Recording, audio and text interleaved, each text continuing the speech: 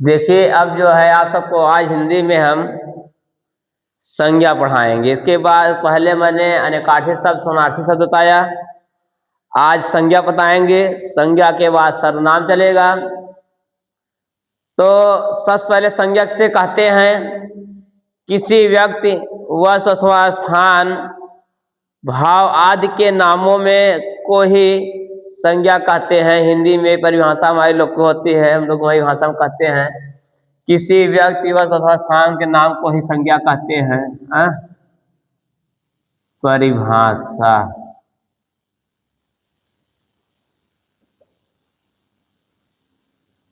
संज्ञा तो अब 6-7 से पढ़ना चालू हो जाता है। संज्ञा नाउन प्रोनाउन जो कहते हैं।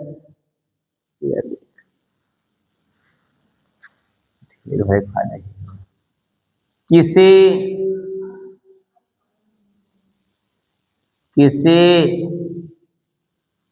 व्यक्ति, वस्तु अथवा किसी व्यक्ति वस्तु अथवा नाम, किसी वस्तु व्यक्ति अथवा विशेष नाम का जो बोध कराता है, नाम का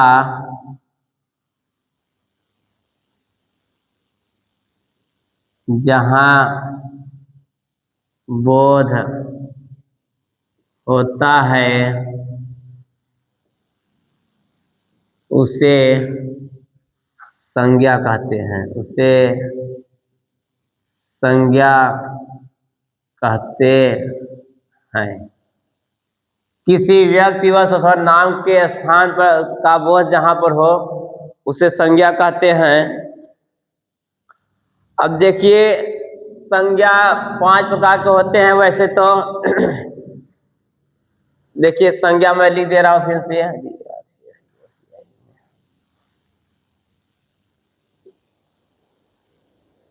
संज्ञा में 2 संज्ञा होते हैं। एक संज्ञा हमारा होता है धर्म, दूसरा होता है वस्तु। एक होता है धर्म, दूसरा होता है वस्तु। दूसरा होता है वस्तु। अब देखिए धर्म के अंतर्गत कौन कौन से आते हैं।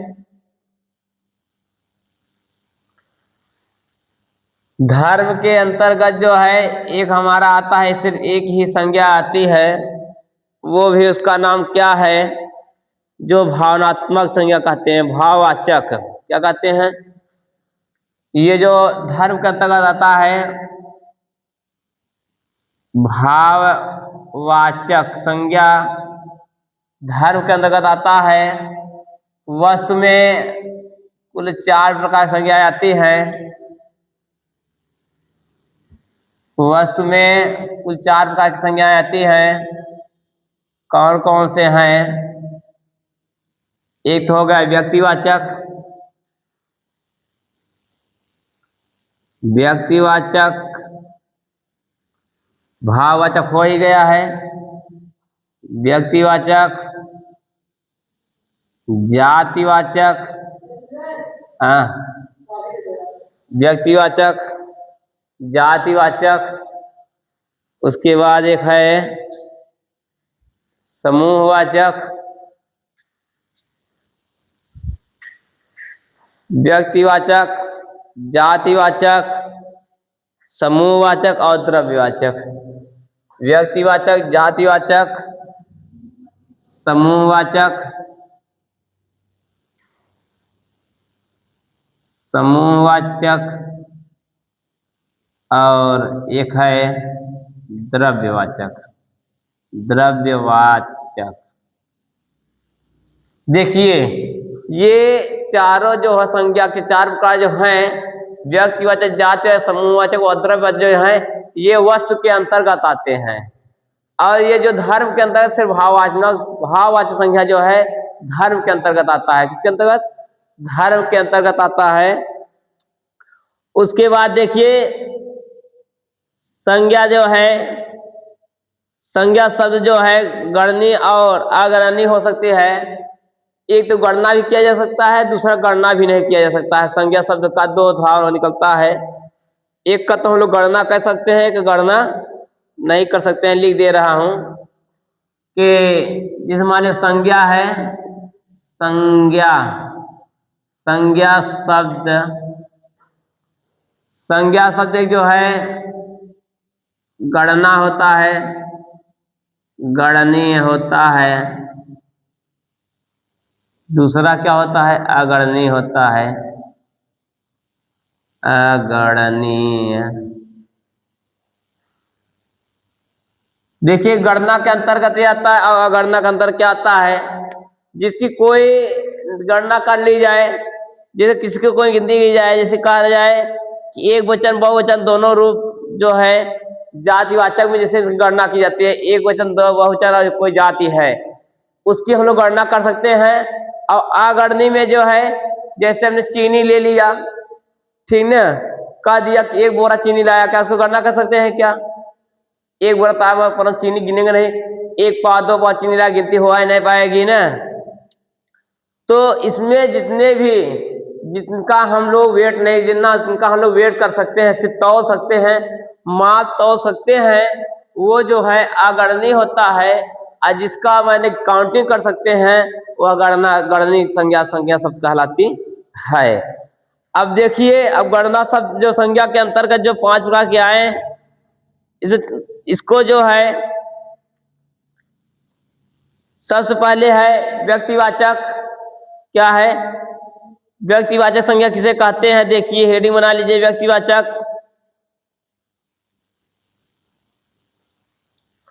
व्यक्तिवाचक संज्ञा जो है किसी विशेष व्यक्ति एवं जाति का बोध कराता है। जैसे कि हेडिंग बना लीजिए इसी में, व्यक्तिवाचक संज्ञा।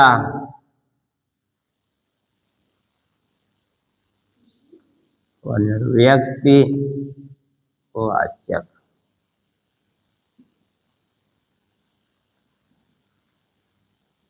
व्यक्तिवाचक संज्ञा देखिए, व्यक्तिवाचक संज्ञा किसी विशेष व्यक्ति या व्यक्तिवाचक संज्ञा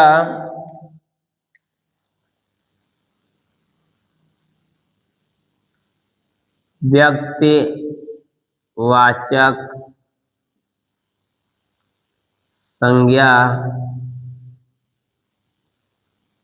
किसी विशेष स्थान, किसी व्यक्ति या स्थान, किसी विशेष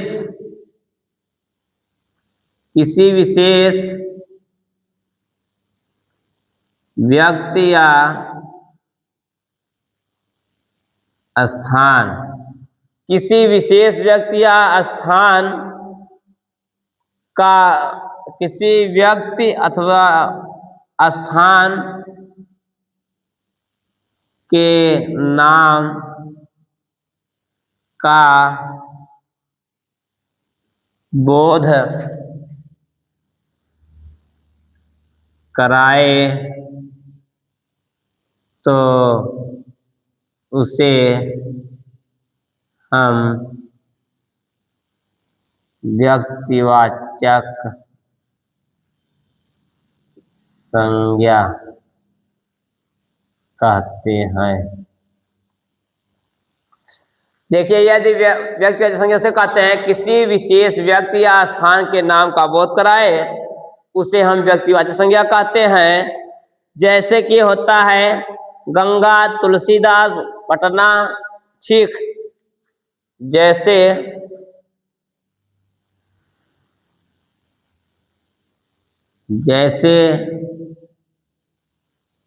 गंगा, तुलसी दास,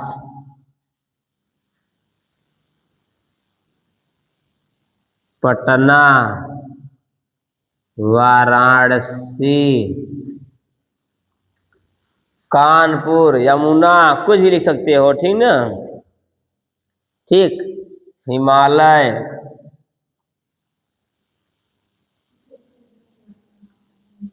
हिमालय आदि। ये किसी व्यक्ति या स्थान के बारे में बता रहा है। हिमालय एक स्थान है, पटना एक स्थान है, गंगा जो है किसी का नाम है, किसी व्यक्ति कोई व्यक्ति का नाम हो सकता है, स्थान भी हो सकता है। तुलसीदास किसी व्यक्ति का नाम है, राम कह दिया जाए, रमेश कह दिया जाए, कुछ भी कह दिया जाए। जहाँ पर जो है, जहाँ पर किसी व्यक्ति या स्थान के नाम का बोध कराए उसे हम व्यक्तिवाचक संज्ञा कहते हैं। दूसरा नंबर आता है जातिवाचक।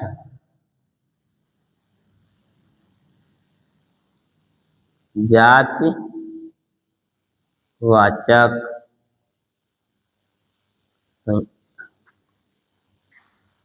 जातिवाचक संज्ञा उसे कहते हैं जहां पर किसी विशेष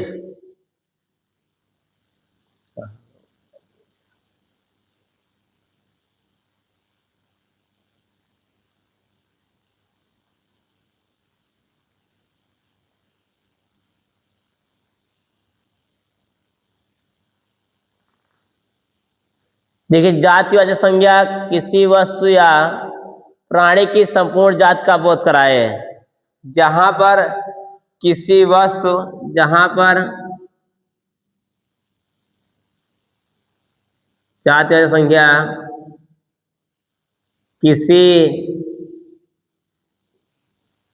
प्राणी या किसी प्राणी या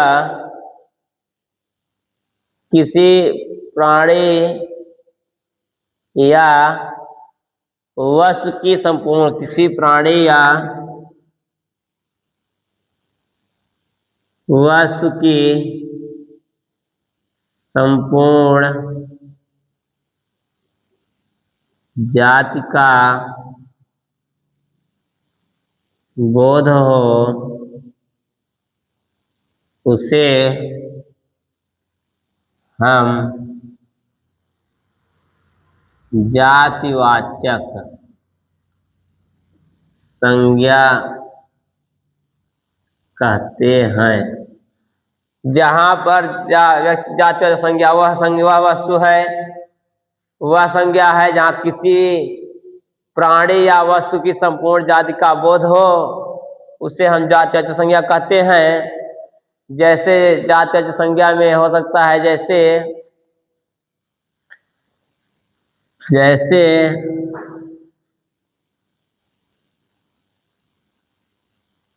जातिवाचक संज्ञा में जैसे लिख सकते हैं कि पशुओं, पक्षियों एवं कीट पतंगों के नाम, खटमल, गाय, घोड़ा, ठीक ना, परवल, सब लिख सकते हैं। ठीक ना, किसी जात का विशेष बोध करा दिया जाए। जैसे कह दिया जाए कि हिंदू,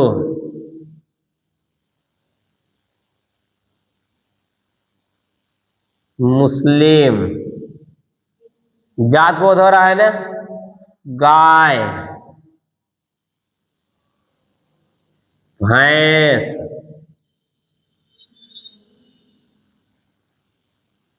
ककड़ी, ककड़ी होता है, ककड़ी,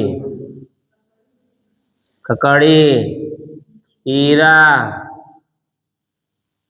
लहसुन, प्याज, सब को सब लिख लीजिए। दर्जी, धोबी, भंगी, दर्जी, धोबी, भंगी आदि जो होते हैं सब जात, सब के सब जो है जातिवाचक संज्ञा कहलाते हैं। देखिए, जातिवाचक संज्ञा हो गया। जातिवाचक के बाद क्या आता है? समूहवाचक आता है। हमने भाववाचक संज्ञा को छोड़ा है ही ना। जैसे किसी भावना को प्रकट करें वहां भाववाचक संज्ञा होता है, करता है। देखिए, उसके बाद समूहवाचक संज्ञा आता है। उसके बाद समूहवाचक संज्ञा आएगा समूह वाचक संज्ञा। समूहवाचक संज्ञा का परिभाषा क्या होता है? देखिए, समूहवाचक संज्ञा का परिभाषा होता है, समूहवाचक संज्ञा पदार्थों के समूह का बोध कराती है। पदार्थों के समूह का बोध कराया समूहवाचक संज्ञा कहलाता है। समूहवाचक संज्ञा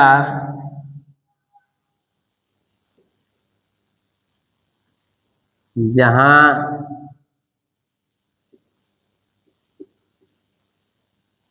पदार्थों के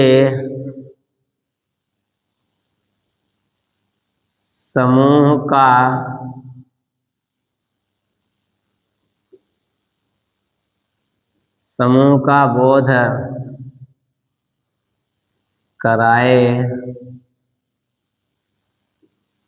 उसे हम समूहवाचक संज्ञा कहते हैं। समूहवाचक संज्ञा कहते हैं। जैसे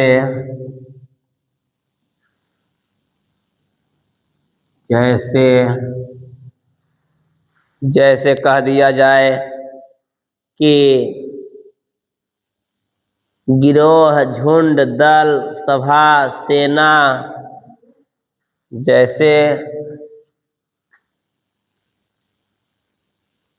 गिरोह, झुंड,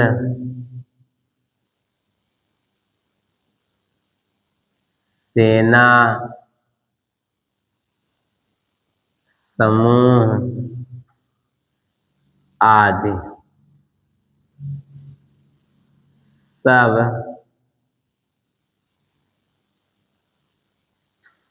समूहवाचक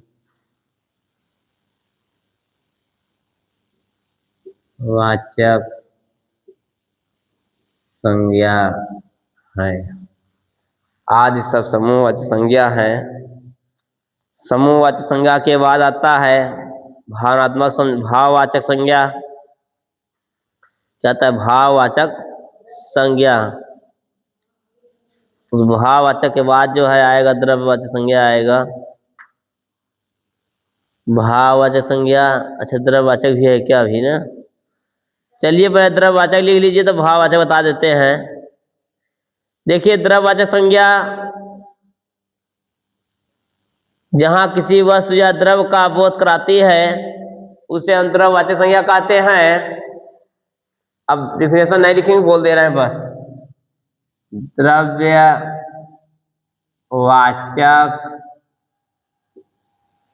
संज्ञा, द्रव्यवाचक संज्ञा जहां पर द्रव्यवाचक संज्ञा उसे कहते हैं जहां पर किसी वस्तु या द्रव्य का बोध कराए।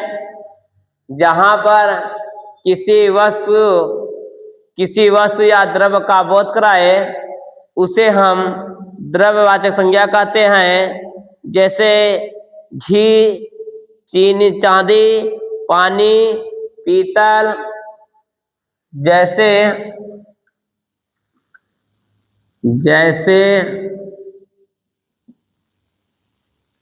घी, चीनी, पानी, पीतल। ठीक, ये सब क्या है? ये सब हमारे सबके सब क्या है? द्रव्यवाचक संज्ञा है। सोना, ये सब द्रव्यवाचक संज्ञा है। द्रव्यवाचक संज्ञा के बाद आता है अब भाववाचक संज्ञा, जो कि हमने संज्ञा शब्द में एक धर्म बताए थे, एक वस्तु बताए थे। धर्म में जो है भाववाचक संज्ञा था ना, एक आता है। और पांचवा जो है भाववाचक संज्ञा। क्या आता है? भाववाचक। ये चौथा था, ये तीसरा था, ये क्या है? पांचवा है ना, भाववाचक संज्ञा। देखिए भाववाचक संज्ञा किसे कहते हैं। अब भाववाचक संज्ञा उसे कहते हैं जहां पर किसी व्यक्ति या पदार्थों के धर्म या गुण का बोध होता है। जहां पर किसी व्यक्ति या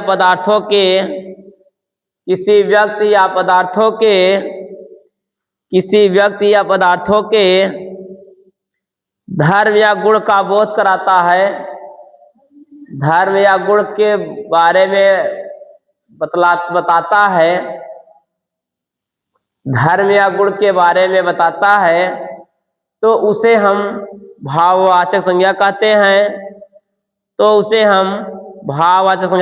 हैं। भाववाचक संज्ञा जो है निम्नलिखित सम्मिष्ट होते हैं, जैसे कि गुण में कुशग्रता, चतुराई, सौंदर्य गुण के अंतर्गत आएंगे। और भाव के अंतर्गत आएगा विनम्रता, चतुरता और कृपणता। अवस्था, जवानी, बचपन, बुढ़ापा, ये सब भाववाचक संज्ञा आएंगे। ठीक ना। जैसे लिख लीजिए, थोड़ा सा लिख लीजिए। जैसे भाववाचक संज्ञा में लिख लीजिए, जैसे चतुराई,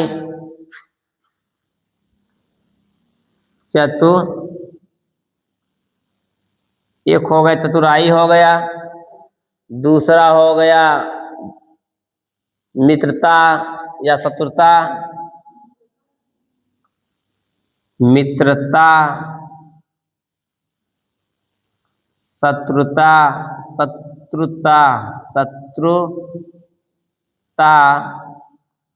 मित्रता, शत्रुता, बुढ़ापा,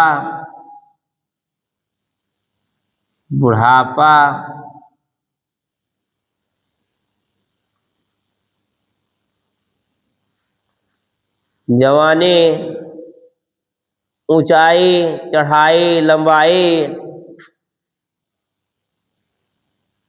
ऊंचाई,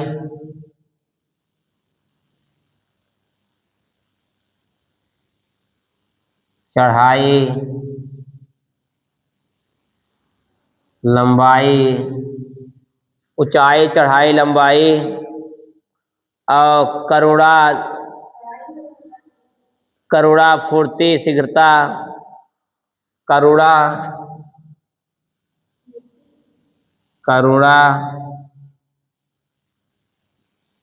फुर्ती,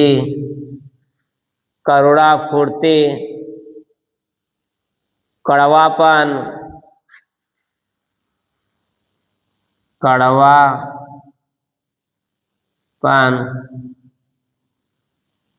आदि, ये सभी जो है हमारे भाववाचक संज्ञा के अंतर्गत आते हैं। अब आज खत्म हुआ हमारा संज्ञा, लगभग खत्म हुआ आज।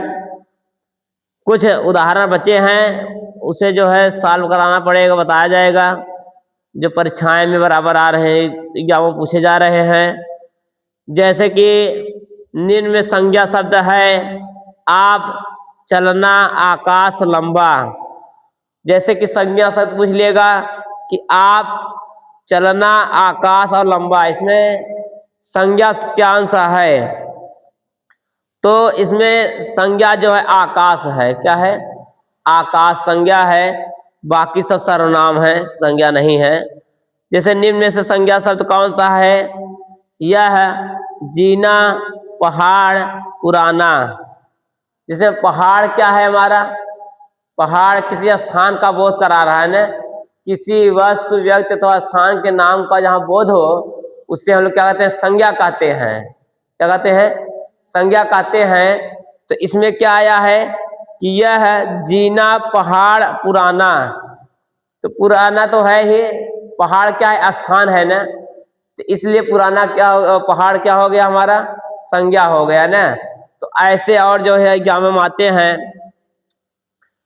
तो जैसे आए हुए एग्जामों में है ये यूपी टीजीटी हिंदी वाले में 2013 में आया था कि आपका घर जिस शहर में है उस शहर का नाम संज्ञा कौन सा भेद सूचित करता है? आपका घर जिस शहर में है उस शहर का नाम जो है संज्ञा का कौन सा भेद सूचित करता है? बता दीजिए। व्यक्तिवाचक। क्या? व्यक्तिवाचक संज्ञा का सूचित करता है। जैसे कि यूपी टीईटी में आया हुआ है कि बड़े बड़ाई ना करे, बड़े न बोले बोल, रहमन हीरा सब कहे, लाख टके का मोल, रहमन द्वारा रचित। इन पंक्तियों में बड़े शब्द का प्रयोग जिस रूप में हुआ है यह क्या है? संज्ञा है, विशेषण है, सर्वनाम है, क्रिया विशेषण है।